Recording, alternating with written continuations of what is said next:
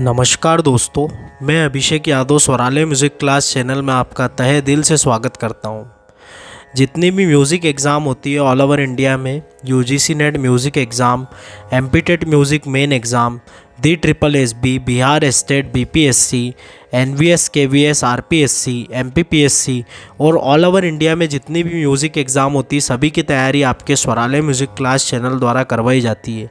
इसी को ध्यान में रखते हुए कई सारी थ्योरी क्लासेस, कई सारे पेपर सॉल्यूशन, कई सारे मॉक टेस्ट और स्पेशली अब मैं आपको रिकमेंड करूंगा कि मेरी महामैराथन क्लासेस ज़रूर देखिए, जिसमें आपको पता पड़ेगा कि स्वरालय म्यूज़िक क्लास चैनल में किस प्रकार से क्या और कैसा पढ़ाया जाता है। अभी हाल ही में मैंने 50 एमसीक्यू की स्पेशल सीरीज़ शुरू करी है, जिसमें काफ़ी यूनिक और काफ़ी अच्छे क्वेश्चंस आपको करवाए जा रहे हैं, जो आपकी तीनों म्यूज़िक एग्ज़ाम, आगामी exam UGC net 2024, D triple SB 2024 और बिहार स्टेट 2024 और साथ ही साथ अगर एमपी टेट की भी आप तैयारी कर रहे हैं तो उसमें भी आपके ये यूज़फुल होंगे सारे क्वेश्चन। तो ये करवाई जा रही है। इसमें आपके तकरीबन अभी तक 3 वीडियोस हो चुके हैं। इसकी प्लेलिस्ट की लिंक आपको इस वीडियो के डिस्क्रिप्शन में मिल जाएगी।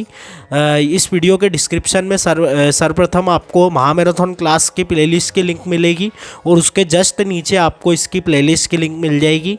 प्लेलिस्ट की लिंक में आपको यही फ़ायदा है कि सारे वीडियोज़ आपको एक ही जगह प्राप्त हो जाएंगे, तो आपको कहीं भटकने की ज़रूरत नहीं पड़ेगी। और इस चैनल पे आपको तकरीबन 100+ वीडियोस मिल जाएंगे। तो अगर आप इस चैनल से नए जुड़ रहे हैं तो चैनल को लाइक, शेयर और सब्सक्राइब जरूर कर लें।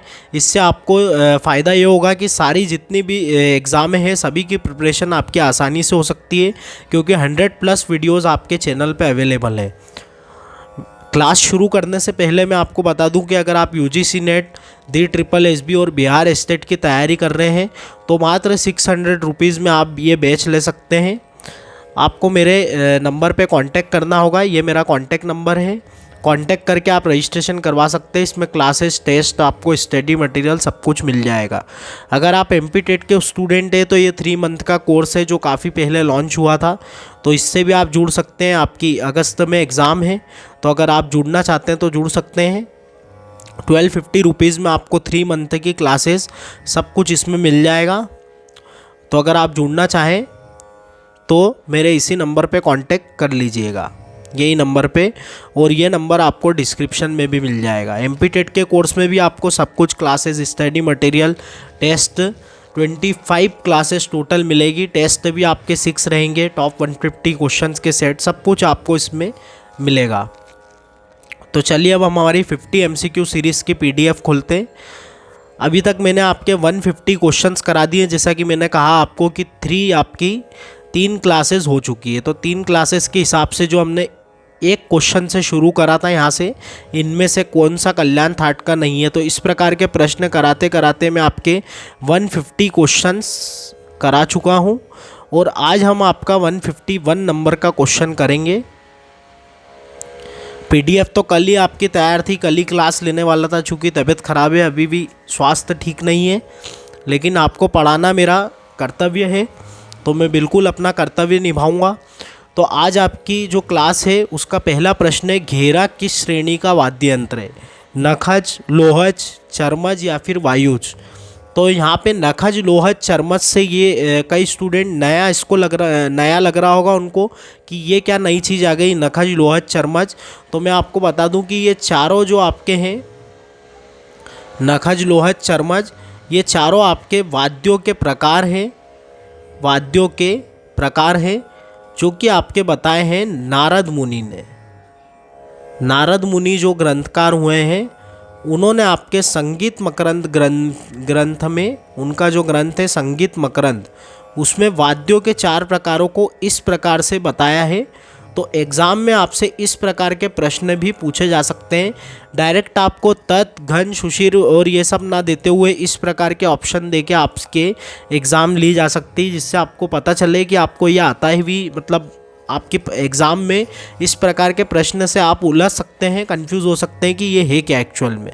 अब मैं आपको बता देता हूँ कि नखज से मतलब है तत्, लोहज से मतलब है घन, चरमज इसके नाम से स्पष्ट है कि चमड़े वाले यानी कि अवनद वाद्य, और लास्ट आपका आता है वायुज, वायुज मिश्र सुशीर। तो और नाद के भी 5 भेद इन्होंने इसी प्रकार बताए हैं, ये 4। और एक आपका शरीरज, शरीरज का मतलब है आप जो यंत्र, शरीरज मतलब जो है आपका जैसे वोकल की जो आपकी आवाज़ होगी, यानी कि जो जैसे ये तो इंस्ट्रूमेंट से रिलेटेड है चारों, और ये जो है आपका ये आपके शरीर से रिलेटेड है, यानी कि किसी भी प्राणी की आवाज़, प्राणी ध्वनि ये आप कह सकते हैं। किसी भी मैन वुमेन इंसान की आवाज़ ये आपके शरीरज में आ जाएगी। तो इसका करेक्ट आंसर आपका हो जाएगा घेरा किस श्रेणी का वाद्य, तो चर्मज वाद्य यानी कि अवनद वाद्य आपका घेरा। तो काफ़ी यूनिक क्वेश्चन था। आपको पहले ही क्वेश्चन अगर अच्छा लगा और दिल से आवाज़ आए तो लाइक, शेयर और सब्सक्राइब जरूर कीजिएगा। घेरा कहाँ का वाद्य है? राजस्थान, मध्य प्रदेश, महाराष्ट्र या फिर केरल? तो घेरा आपका राजस्थान का वाद्य यंत्र है। नेक्स्ट चलते हैं। राग जोगिया में कितने विकृत स्वर हैं? 2, 3, 4 या फिर 5? तो राग जोगिया में आपके 3 विकृत स्वर है। राग जोगिया आपका भैरव थाट का राग है। इसकी स्वरावली की बात करें तो इसमें जाते समय 5 स्वर ओढ़व और आते समय आपके 6 स्वर लगते हैं, यानी ओढ़व शाढ़व इसकी जाती है। इसमें ग और नी ये आपके आरोह में वर्जित है, आरोह में वर्जित है, ये आप नोट कर लीजिएगा। और ग जो है आपके ये अवरोह में वर्जित है। 3 कौन कौन से विकृत स्वर इसमें लगते हैं? रे और ध लगता है, और कभी कभार कोमल नी भी लगता है। इसलिए कुल मिला के 3 विकृत स्वर इसमें यूज़ होते हैं। कोमल नी बार बार नहीं लगता है, कभी कभार लगता है, लेकिन लगता ज़रूर है। इसीलिए राग जोगिया में 3 विकृत स्वर यूज़ होते हैं। इसकी स्वरावली का देखें तो सारे म प धसा इसमें चलता है जाते समय, सारे म प धसा, यानी दुर्गा राग का जाते समय चलन है एक प्रकार का। रे और ध कोमल हो जाएगा, और आते समय आपका नी शुद्ध लेते हुए फिर सानी ध प, फिर म प, फिर ध कोमल लेके, फिर नी कोमल लेके, और फिर इसमें वापस आया जाता है प म रे सा। इस प्रकार का इसका चलन है। इसका गायन समय जो है वो ब्रह्म मुहूर्त का है, यानी कि आपका ब्रह्म मुहूर्त यानी कि आपका 4 से 7 जो वाला टाइम है, यानी प्रथम प्रहर का इसका समय है। नेक्स्ट चलते। राग किरवानी कौन से थाट का राग है? काफ़ी, भैरव, भैरवी या फिर इनमें से कोई नहीं? तो राग किरवानी की बात कर लेते हैं। राग किरवानी किसी भी थाट का राग नहीं है, चूँकि इसमें ग और ध कोमल होते हैं। तो ये हमारे हिंदुस्तानी थाटों में एक भी ऐसा थाट नहीं है जिसमें ग ध कोमल के बारे में चर्चा हो। तो ये किसी भी थाट के अंतर्गत नहीं आता है। ये सीधा आपके दक्षिणी राग से लिया गया है। दक्षिणी राग जो किरवानी है, दक्षिणी जो राग है आपका किरवानी, उसी को हिंदुस्तानी संगीत पद्धति में अपनाया गया, और वही किरवानी आपका दक्षिणी राग जो है वो हिंदुस्तानी राग में आ गया है। तो किरवानी की बात करें तो इसमें प सा वादी संवादी है। इसके पहले वाला जो जोगिया है इसमें वादी संवादी शायद मैंने नहीं बताया, तो वादी संवादी इसका म सा है, ये नोट कर लीजिएगा आप। तो इसका वादी संवादी प सा है। रात्रि का द्वितीय प्रहर है इसका गायन समय। रात्रि का द्वितीय प्रहर, मध्य रात्रि, ये इसका गायन समय है। और पीलू के समप्रकृतिक राग है ये। पीलू राग जो है आपका इसका समप्रकृतिक राग है। नेक्स्ट चलते। उस्ताद राशिद खां के नाना जी कौन है? अभी हाल ही में बहुत ही बड़े कलाकार उस्ताद राशिद खां हमारे बीच नहीं रहे, काफ़ी दुख की बात है। जनवरी में इनका देहांत हो गया। तो उस्ताद राशिद खां बहुत बड़ी हस्ती थी, इनके बारे में भी क्वेश्चन आपके आने वाली आगामी एग्जामों में भी बन सकते हैं। तो उस्ताद राशिद खां जो हैं उनके नाना जी हैं आपके उस्ताद निसार हुसैन खां। निसार हुसैन खां इनके नाना जी हैं। इनायत हुसैन खां आपके रामपुर सहसवान घराने के प्रवर्तक हैं। रामपुर सहसवान घराना जो है आपके राशिद खां साहब का ही घराना है, तो इसके ये प्रवर्तक हैं आपके इनायत हुसैन खां। और इनायत हुसैन खां के जो हैं दामाद जो हैं वो आपके हैं उस्ताद निसार हुसैन खां। एक मुश्ताक हुसैन खां भी इनके दामाद है, मुश्ताक हुसैन खां। ये सब नोट कर लीजिएगा, इम्पॉर्टेंट जानकारी है। गुलाम मुस्तफ़ा खां साहब उस्ताद राशिद खां के मामा जी है। और राशिद खान साहब ने शिक्षा किनसे ग्रहण करी है? शुरुआती तालीम उस्ताद निसार हुसैन खां से पूरी इन्होंने शुरुआती तालीम यानी 11-12 साल जो भी सीखे हैं वो इनसे सीखे हैं। फिर उसके बाद इनके मामा जी से भी इन्होंने शिक्षा ग्रहण की है। उस्ताद वजीर खां की बात करें तो ये भी आपके रामपुर घराने के प्रतिष्ठित कलाकार हैं, रामपुर घराने के हैं और पंडित भातखंडे जी के ये गुरु हैं। तो ऐसा सब आपको याद रखना है। थोड़ी ब्राइटनेस बढ़ा लेते हैं। नेक्स्ट चलते हैं। काली किस श्रेणी का वाद्य है? अवनत, घन, तत् या फिर सुशीर? तो काली आपका सुशीर वाद्य यंत्र की श्रेणी में आता है। तो इसी प्रकार के कुछ अजीब अजीब प्रश्न आपके एमपी में पूछे गए थे और आने वाले समय में ऐसे ही लोक वाद्य आपको अलग अलग देखने को मिल सकते हैं। तो आपको हर प्रकार के लोक वाद्य यहाँ पे कराए जाते हैं। इसीलिए स्वरालय म्यूज़िक क्लास चैनल कुछ अलग कार्य कर रहा है सबसे मिलके। आपको ऐसे प्रश्न कहीं पर भी नहीं मिलेंगे। तो अब देखते हैं नेक्स्ट प्रश्न है, काली कहाँ का वाद्य यंत्र है? असम का, मध्य प्रदेश का, महाराष्ट्र का या फिर उत्तर प्रदेश का? तो काली आपका असम का वाद्य यंत्र है। एम.एस. शुभ लक्ष्मी जी, कोई सोच भी नहीं सकता कि काली नाम का भी कोई वाद्य हो सकता है। तो आपका नेक्स्ट प्रश्न है, एम.एस. शुभ लक्ष्मी जी का निधन कहाँ हुआ था? मद्रास, चेन्नई, कोलकाता या फिर गुजरात?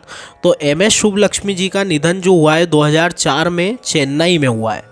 और अगर इनके जन्म की बात करें तो 1916 मदुराई तमिलनाडु में इनका जन्म हुआ है। तमिलनाडु में इनका जन्म हुआ है। 1998 में इनको सर्वप्रथम भारत रत्न की उपाधि प्राप्त हुई, यानी कि सर्वप्रथम ऐसी महिला संगीतकार हुए हैं। और महिला क्या मतलब ऐसे संगीतकार, पहले संगीतकार हुए हैं जिनको भारत रत्न मिला है, वो 1998 में मिला है। और वो किसको मिला है? एम.एस. शुभ लक्ष्मी जी को। एक आपका रैमने मैग्नेस, इसका नाम एक्चुअल में क्या है? रेमन मैग्नेस, ऐसा कुछ नाम है इसका। तो ये जो अवार्ड है ये आपका एशिया का नोबल पुरस्कार होता है। तो ये भी सर्वप्रथम जो जीता है वो आपके एम.एस. शुभ लक्ष्मी जी ने जीता है 1974 में। रेमन मैग्सेस, हाँ रेमन मैग्सेस, थोड़ा सा अटपटा नाम है इसलिए थोड़ा कन्फ्यूज़न था। रेमन मैग्सेस अवार्ड है ये, इन्होंने प्रथम ऐसे कलाकार हुए हैं जिन्होंने रेमन मैग्सेस जीता है। तो वो आपके एम.एस. शुभ लक्ष्मी जी 1974 में। नेक्स्ट क्वेश्चन पे चलते हैं। शुभ लक्ष्मी जी का गायन कितनी भाषाओं में हुआ है? 6, 7, 4, 5? तो ये आपके 6 भाषाओं में इनका गायन हुआ है। ये सब क्वेश्चन आपके यूजीसी नेट लेवल के क्वेश्चन है। लता जी ने शुभ लक्ष्मी जी को क्या कहकर संबोधित किया? उत्तम स्वर की देवी, तपस्विनी, 8वां स्वर या फिर भारत कोकिला? तो लता जी ने इनको तपस्विनी कहा है। अब उत्तम स्वर की देवी किसने कहा है? तो ये आपके कहा है उस्ताद बड़े गुलाम अली खान ने। उस्ताद बड़े गुलाम अली खान ने इनको उत्तम स्वर की देवी कहा है, यानी कि the goddess of perfect note. English में भी पूछा जा सकता है आपसे, नोट कर लीजिए आप, the goddess of perfect note. और उत्तम स्वर की देवी के लिए एक हिंदी में जो शब्द है वो है सुस्वर लक्ष्मी। ये इनको कहा है आपके बड़े गुलाम अली खान ने। 8वां सुर इनको किसने कहा है? तो किशोरी अमोणकर ने इनको 8वां सुर कहा है। किशोरी अमोणकर, इन्होंने इनको 8वां सुर कहा है। और भारत कोकिला जो कहा है वो आपके सरोजिनी नायडू, जो कि आपकी राष्ट्रीय नेता है और एक बहुत ही बड़ी कवयित्री है, सरोजिनी नायडू। इन्होंने आपके क्या कहा है? शुभ लक्ष्मी जी को भारत कोकिला कहा है। नेक्स्ट चलते, तो इसका करेक्ट आंसर आपका तपस्विनी हो जाएगा, लगा लीजिएगा। नेक्स्ट चलते, शुभ लक्ष्मी जी को 8वां सुर किसने कहा है? तो अभी मैंने बताया आपको किशोरी अमोणकर जी ने इनको 8वां सुर कहा है। राग शब्द का सर्वप्रथम वर्णन किस ग्रंथ में मिलता है? और एक बात और इनकी बता देता हूँ मैं आपको कि इनके जो गुरु रहे हैं वो हुए हैं नारायण राव व्यास, जो आपके जिन्होंने विष्णु दिगंबर पलुस्कर जी से शिक्षा ग्रहण किए। राग शब्द का सर्वप्रथम वर्णन किस ग्रंथ में मिलता है? तो बहुत ही इम्पोर्टेंट प्रश्न और हर बार पूछा जाता है। तो बृहदेशी में मिलता है। देसी रागों का वर्णन सर्वप्रथम कहाँ मिलता है? तो वो आपके बृहदेशी में मिलता है। बृहदेशी की बात करें तो ये आपके मतंग मुनि का ग्रंथ है। मतंग मुनि को चैत्रिक भी कहते हैं और चित्रा वीणा इनकी वीणा का नाम है और किन्नरी वीणा का इन्होंने आविष्कार किया है। किन्नरी वीणा का इन्होंने आविष्कार किया है। तो ये सब नोट कर लीजिएगा, किन्नरी वीणा का आविष्कार। और सर्वप्रथम वीणा पर पर्दे बांधने का कार्य किसने किया है? तो वो आपके किया है मतंग मुनि ने। तो ये सब कुछ नोट कर लीजिएगा। नेक्स्ट चलते हैं। उस्ताद बाबू खान किससे संबंधित थे? तबला, सितार, वीणा या फिर सरोद? तो इसका करेक्ट आंसर है आपका सितार। नेक्स्ट चलते हैं। जूलियन ब्रीम किससे संबंधित है? सितार, वायलिन, सैक्सोफोन या फिर मैंडोलिन? तो जूलियन ब्रीम आपके सितार से संबंधित है। उस्ताद हलीम जफ़र ने कौन सी फिल्म में संगीत दिया है? शायर, परवाना, मुग़ल आज़म, 2 और 3 दोनों? तो अब यहाँ पे उस्ताद हलीम जफ़र खां साहब की बात करें तो 1927 में जन्मे, इंदौर शहर में जन्म हुआ है इनका, मध्य प्रदेश में। और काफ़ी विख्यात कलाकार हुए हैं आपके सितार के। ज़फ़र खां इनके पिता का नाम है और ज़फ़र खानी बात जो आप सुनते हैं सितार में वो इन्हीं की आविष्कृत की हुई है। और इन्होंने कौन सी फिल्मों में अपना संगीत दिया है? तो परवाना और मुग़ल आज़म यानी कि 2 और 3 दोनों में इन्होंने अपना संगीत दिया है। नेक्स्ट चलते। बेगम असगरी बाई किससे संबंधित है? ख्याल, ठुमरी, टप्पा या फिर ध्रुपद? तो बेगम असगरी बाई आपके ध्रुपद से संबंधित है। नेक्स्ट प्रश्न है, बेगम असगरी बाई का जन्म कहाँ हुआ है? तो इनका जन्म 1918 में छतरपुर मध्य प्रदेश में हुआ है। नेक्स्ट चलते हैं। गौरी मंजरी किसकी प्रसिद्ध रचना है? गौरी मंजरी मीन्स राग है ये। तो ये राग किसका है ये बताना है। उस्ताद अमजद अली खां, उस्ताद हाफिज़ अली खां, उस्ताद अली अकबर खां या फिर उस्ताद असद अली खां? तो यह आपके उस्ताद अली अकबर खां का राग है। और राग प्रियदर्शनी जो है वो आपके अमजद अली खां साहब का है। अभी मैंने बीच में जो आपकी एक मॉक टेस्ट सीरीज़ चलाई थी जिसमें 25 क्वेश्चंस की सीरीज़ थी वो, तो उसमें न्यू मॉक टेस्ट सीरीज़ करके जो नाम दिया था, तो उसमें आपके कई सारे इस प्रकार के प्रश्न कराए थे मैंने कि कौन से राग की उत्पत्ति किसने की है, कौन सा राग की रचना किसने कलाकार ने की है। किशोर कुमार जी का जन्म कहाँ हुआ है? खंडवा मध्य प्रदेश, इंदौर मध्य प्रदेश, भोपाल मध्य प्रदेश या फिर मुंबई महाराष्ट्र? तो ये खंडवा मध्य प्रदेश में इनका जन्म हुआ है। एक बात मैं आपको बोलूँगा कि वीडियो को पॉज कर पहले खुद से आंसर करें, जिससे आपको पता चले कि आपके कितने प्रश्न सही जा रहे हैं और कितना आपको अभी और पढ़ने की ज़रूरत है। आपका लेवल क्या है, आपका यूजीसी नेट DSSB का लेवल हुआ है या अभी आपको और मेहनत की ज़रूरत है? तो आप पॉज कर के आंसर दें सारे। और टेलीग्राम से ज़रूर जुड़ जाएं। टेलीग्राम पे आपको ये पूरी जो 50 MCQ की सीरीज़ है, इसकी अभी जब तक ये सीरीज़ चल रही है तब तक नहीं, लेकिन जैसे ही ये सीरीज़ कंप्लीट होगी तो इसमें जितने भी क्वेश्चंस होंगे उस सब की PDF आपको टेलीग्राम पे मिल जाएगी। तो टेलीग्राम से जुड़ जाइए, वहाँ पे डेली मैं आपके 5 MCQ भी कराता हूँ। कार्तिक राम किससे संबंधित है? नृत्य, गज़ल, भजन या सभी से? तो कार्तिक राम आपके सभी से संबंधित है, सभी इनको आता था, नृत्य, गज़ल, भजन सभी। नेक्स्ट प्रश्न है आपका, कार्तिक राम को किस ताल पर नृत्य करने पर नृत्य सम्राट की शील्ड प्राप्त हुई? त्रिताल, शिखर ताल, लक्ष्मी ताल या फिर ब्रह्मा ताल? तो लक्ष्मी ताल नाम का जो ताल है, 18 मात्रा का ताल, इसमें इन्होंने नृत्य करके और इनको नृत्य सम्राट की शील्ड प्राप्त हुई। शिखर ताल आपका 17 मात्रा का है, त्रिताल 16 मात्रा का है, ब्रह्म ताल 28 मात्रा का है। पहले वाला प्रश्न का आंसर दे दिया, इसका करेक्ट आंसर आपका खंडवा हो जाएगा। नेक्स्ट चलते हैं। कार्तिक राम की मृत्यु कब हुई? 1990, 1992, 1994 या फिर 2001? तो 1992 में इनकी मृत्यु हुई है।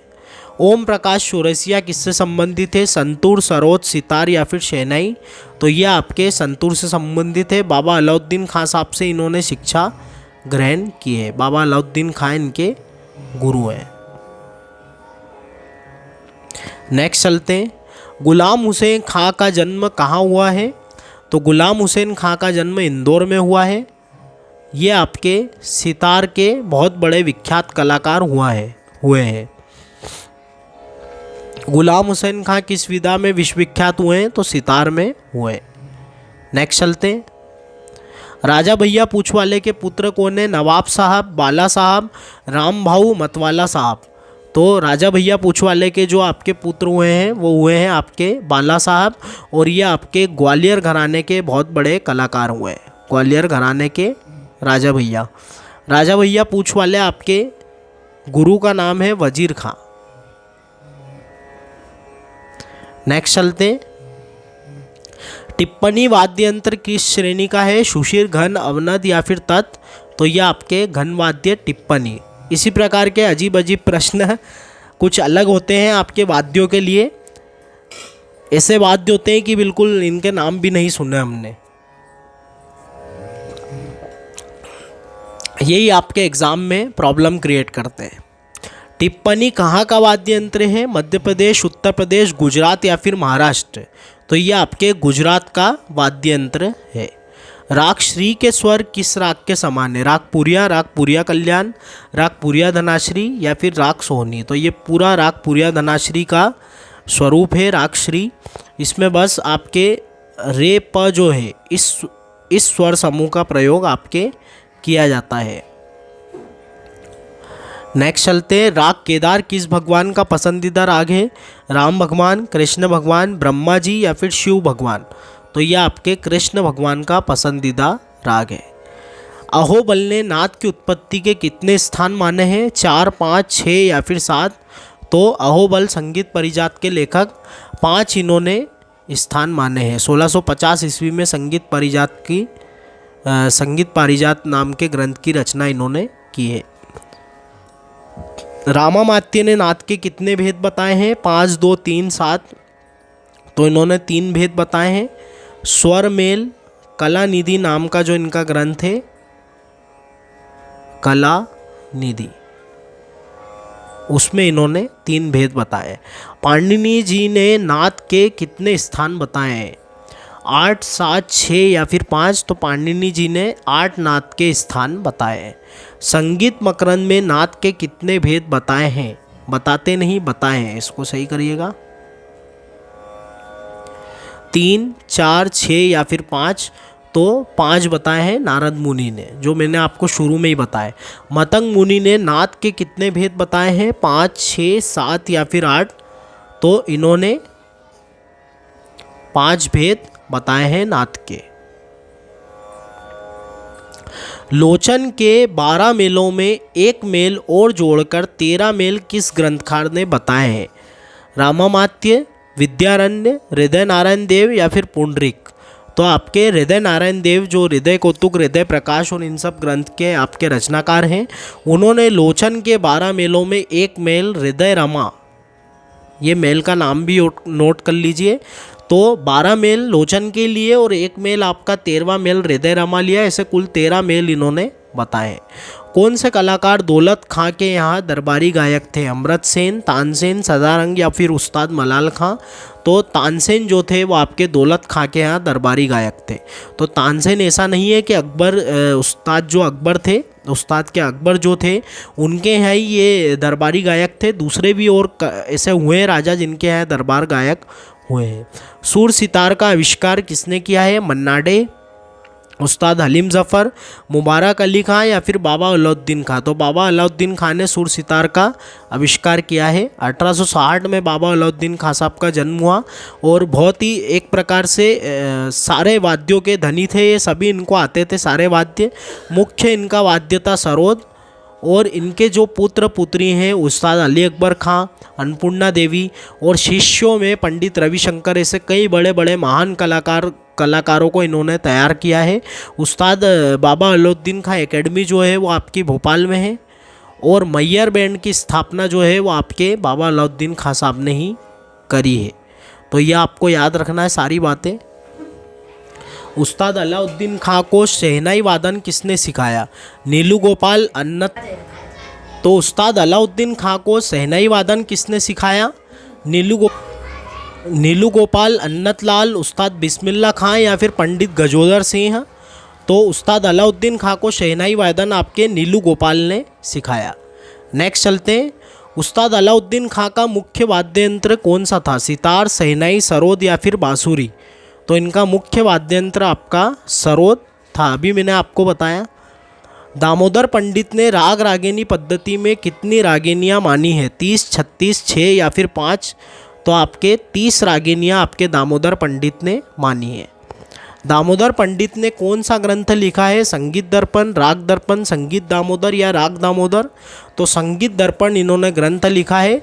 राग दर्पण जो है आपके राजा मानसिंह तोमर जो हुए हैं, राजा मानसिंह तोमर जो हुए हैं, इनका जो ग्रंथ है आपका मान कुतूहल, मान कुतूहल का फ़ारसी